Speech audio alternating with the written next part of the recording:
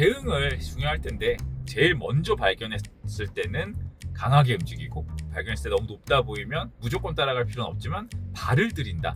다음에 주도주가 될 수도 있으니까 내가 조금 발을 들이고 그 다음에 전략을 최소한 양방향의 전략이 있어요. 그 다음에 뭔가 액션을 할 수 있는 그 기틀을 만든다. 지금은 사실 더 어려워졌어요. 중국 홍콩 주식을 지금 살려 그러면 와 이거 뭐 과열입니다. 과열. 이게 주가의 단기성만 보면 과열입니다. 생각을 해보, 최소한 공부를 해본다든지 이렇게 하시는 것도 필요할 것 같습니다.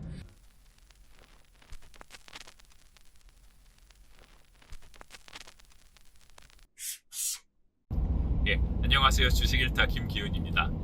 지금 도쿄 출장을 와 있는데, 그 커뮤니티 공지 드린 대로 도쿄에서 장이 끝나고를 한번 찍어보려고 합니다. 오늘 주식시장이 많이 하락했어요. 우리나라는. 그리고 일본도 많이 하락했습니다. 일본에 제가 출장을 왔을 때 중요한 일이 있었어요. 자민당 총재 선거가 있었고요.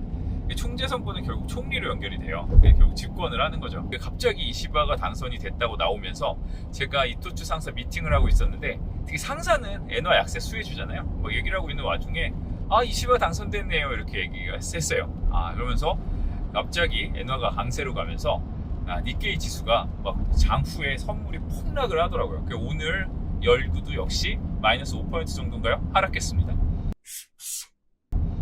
그럼 사실 왜냐면 엔화 약세가 이번 일본 상승의 가장 큰 원동력 중에 하나였고, 일본은 수출주가 많잖아요. 수출주가 많은데 엔화가 강세로 가면 당연히 불리하니까요. 수출주, 뭐 반도체도 수출주고 자동차도 수출주고 상사도 수출주고, 일본의 시총이 큰 회사들 수출주가 많아요.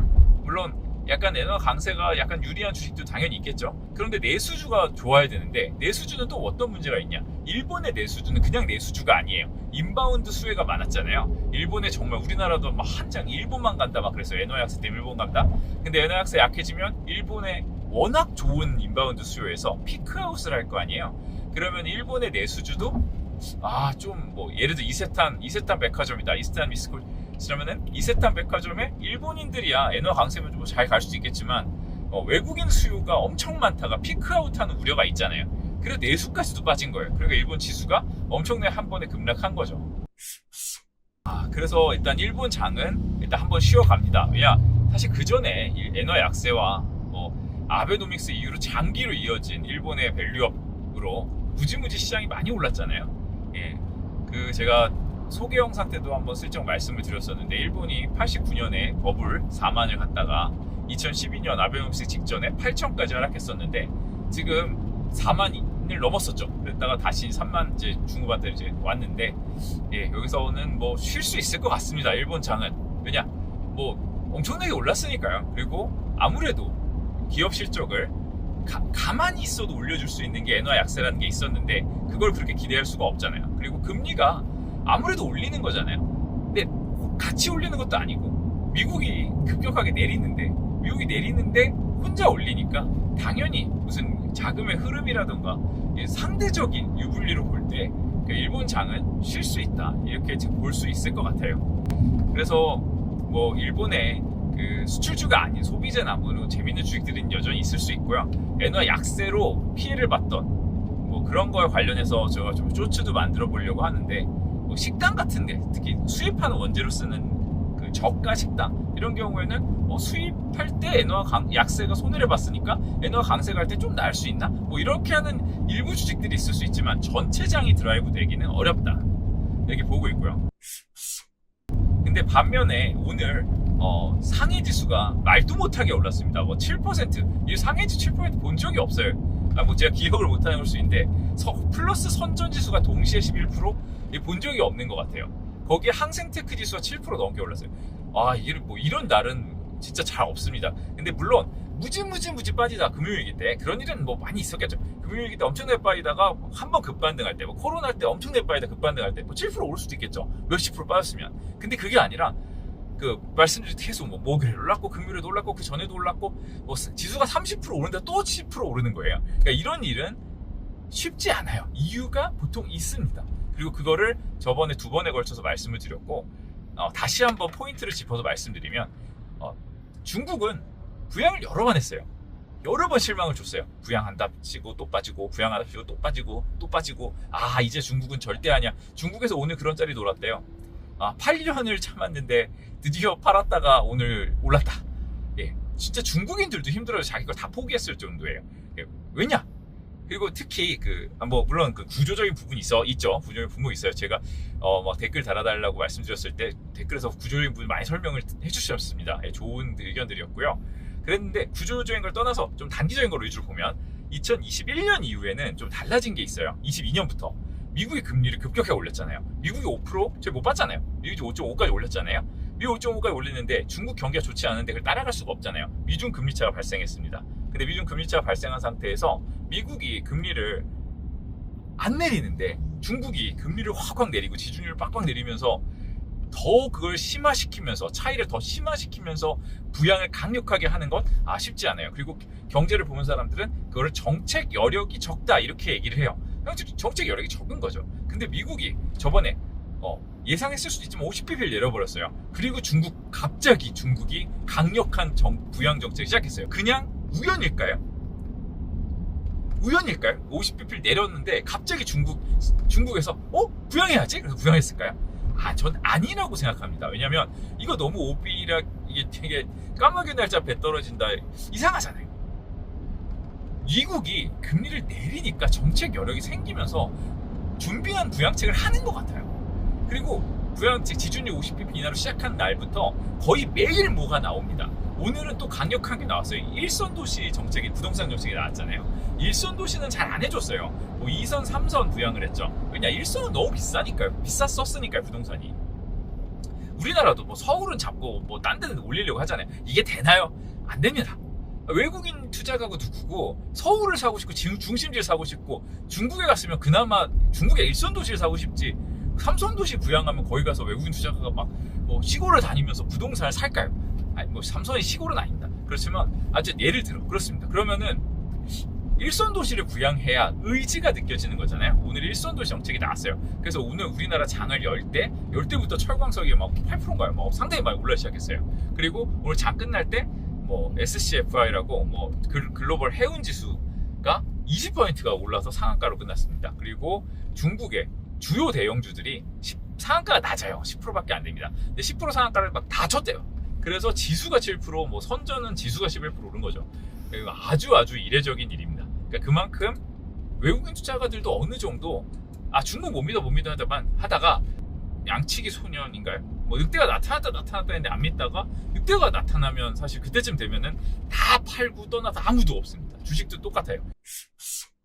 그런데 이제 데이비드 태퍼, 되게 유명한 레전드 투자자들이 중국을 에브리싱 샀다 이런 얘기를 하잖아요. 이들도 드디어 좀 해볼까? 절대 그렇지만 이 중국에다 무슨 몰빵하는 건 아닐 거예요. 그러니까 미국인은 저희도 마찬가지로 미국이 엄청나게 갖고 있고 나머지 선진국들 주식을 갖고 있으면서 중국이 상당히 언더웨이트 돼 있다가 제가 가끔 기관 투자가 외국인의 행태에 대해 말씀드리면서 벤치마크가 있기 때문에 채우는 매매라는 게 있다고 했잖아요. 채운다는 것에 어떤 분이 댓글도 달아주셨더라고요. 예, 맞습니다. 채운다는 걸 이해하는 것 좀 중요해요. 기관 투자가는 이 여러 가지 벤치마크와 관련된 여러 개의 주식을 갖고 있기 때문에 그 중에 어떤 것을 너무 적게 갖고 있는데 그게 올라가면 굉장히 불편합니다. 나는 없는데 시장에서 올라가잖아요. 그럼 내가 진다 이렇게 표현해요. 이긴다, 진다 이렇게 표현해요. 수익을 내는 거와 달라요. 지는 거, 이기는 거는 벤치마크가 떨어지냐 오르냐 했는데 내가 덜 떨어지냐 덜 오르냐 이걸 얘기하는 거예요. 그러니까 이기는 게 되게 중요해요. 시장과 같이 떨어져도 돼요. 예, 그런데 지면 안 돼요. 그럼 기관 투자가는 망하고 뺏깁니다. 그렇기 때문에 지지 않기 위해서 내가 너무 어떤 걸 안 갖고 있는데 그게 올라가면 채우는 매매를 해요. 채우기만 하면 지진 않잖아요. 살아남기 위한 매매일 수도 있어요. 그런 거를 할 수 있기 때문에 사실 글로벌 MSCI, 그러니까 우리나라의 코스피 지수에 삼성이 몇 프로, 하이닉스 몇 프로 있는 것처럼 글로벌에도 MSCI 인덱스가 있고 MSCI가 있고 FTSE도 있잖아요. MSCI에서 미국이나 여기 차지하는 게 50% 이상, 50 후반 이상, 60까지도 가고 그 밑에 이렇게 유럽도 있고 중국도 있고 다 있을 텐데 중국이 비중이 얼마 10%가 있다 그러면은 대부분 안 채웠겠죠. 중국을 많이 갖고 있었으면 엄청 졌을 거잖아요. 그러니까 중국을 8%가 있는데 2% 갖고 있었어요. 그러면 4%까지 채울 수 있잖아요. 그러니까 이런 매매들이 나올 수가 있는 상황인 거죠. 그래서 그럴 때는 약간 쇼커버 장세라고 이렇게 부르기도 하잖아요. 그럴 때는 급격하게 올라갑니다. 되게 단기간에 급격하게 오르는 걸 볼 수 있는데 이번도 약간 그런 양태로 주식이 상승하고 있는 것 같아요. 그러다 보니까 사실 우리나라에도 뭐 로테이션 해야 된다, 약간 그쪽에 워낙 안 돼 있는 쪽, 우리나라에도 좋은 회사가 있는데, 예를 들어 어떤 화학회사가 인도 수출을 하면서 수익을 많이 내고 있는데 중국 우려 때문에 안 되고 있는 회사가 있잖아요. 뭐 예를 들어 어떤 회사는 배터리의 성장성을 갖고 있는 화학회사인데 중국 우려 때문에, 중국의 화학 우려 때문에 안 되고 있는 화학회사가 있었다. 예를 들어 이런 회사들은 중국 우려가 제거되면서 좋아질 수 있다. 이런 스토리 괜찮다고 말씀드렸잖아요. 뭐 어떤 화장품 회사가 있어요. 미국 수출 잘 되고 국내 공장 좋은데 중국 우려 때문에 주가가 안 됐어요. 그런 회사들은 이 우려가 제거되는 그런 효과가 있을 수 있는 거잖아요. 중국을 아주 안 좋게 봐. 지금도 뭐 중국이 엄청 경제가 절대 좋아진 건 아니겠지만 이런 부양 기대가 생겼으니까 뭐 이런 걸 통해서 우리나라도 이 중국 관련성이 있는 주식에 대한 로테이션이 발생할 거라고 말씀을 드렸는데 로테이션이 좀 발생하고 있습니다. 근데 오늘은 장이 너무 많이 빠졌기 때문에 중국 관련주도 사실 좋지 않아요. 그렇죠? 좋지 않았지만 상대적으로 뭐 이렇게 중국 관련성이 없는 주식들은 굉장히 많이 빠진 거에 비해 좀 덜 빠졌다고 볼 수 있고, 일부 주식들은 오늘 플러스가 나기도 했습니다. 대응을 중요할 텐데 대응은 계속 비슷한 방향으로 말씀드리고 있어요. 제일 먼저 발견했을 때는 강하게 움직이고, 내가 발견했을 때 너무 높다 보이면 무조건 따라갈 필요는 없지만 발을 들인다.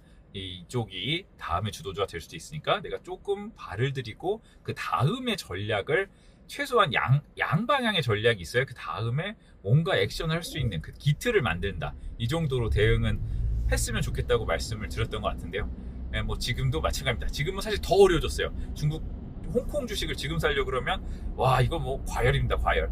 이게 주가의 단기성만 보면 과열입니다. 그래서 쉽지 않은데, 그러면은 그래도 그 중에, 그래서 저번 시간에 뭐 홍콩의 좋은 주식들 좀 몇 개 설명을 드렸었는데 뭐 좋은 것들을 많이 발견하실 수 있을 거예요. 그래서 그런 것들을 좀 대응을 조기 발들이기를 하든지, 약간은 이렇게 좀 생각을 해보, 최소한 공부를 해본다든지 이렇게 하시는 것도 필요할 것 같습니다. 그래서 뭐 지금 질문을 드리고는 좀 비슷한 경향인 것 같아요. 뭐 일본이 많이 주도주였었는데 많이 떨어져서 기회로 봐야 될까, 아니면 일본은 이제 좀 뭐 약간은 쉬어갈 것인가, 뭐 이런 부분, 뭐 중국, 홍콩 주식이 너무 심하게 급등을 했는데 뭐 이것에 대해서 어떻게 계속 대응을 하는 것이 좋을까, 이런 부분. 한국의 중국 관련주, 댓글 중에 뭐 브랜드엑스 얘기하신 분도 있는데 뭐 오늘 막 브랜드엑스 괜찮았던 것 같아요. 뭐 한국에 어떤 그런 관련된 중국 주식이 있었을까, 홍콩 주식이 있었을까, 한국에 어떤 주식이 뭐 중국 관련주 중에 뭐 많이 눌려 있다가 올라갈 수 있는 여지가 있는 회사들이 혹시 있을까, 뭐 이런 것도 뭐 생각해 볼 수 있을 것 같고요. 뭐 아니면 뭐 홍콩 주식을 산다면 뭐 어떤 홍콩 주식을 더 살 수 있을까, 아니면 이것도 아니다, 그냥 미국 주식 하자, 여러 가지 의견이 있을 것 같아요. 댓글로 말씀해 주시면 제가 대댓글로 답변을 드리고 같이 생각해 볼 시간을 가졌으면 좋겠습니다. 오늘은 일본에서 벌써 공항에 도착했네요. 여기까지 마치겠습니다. 감사합니다.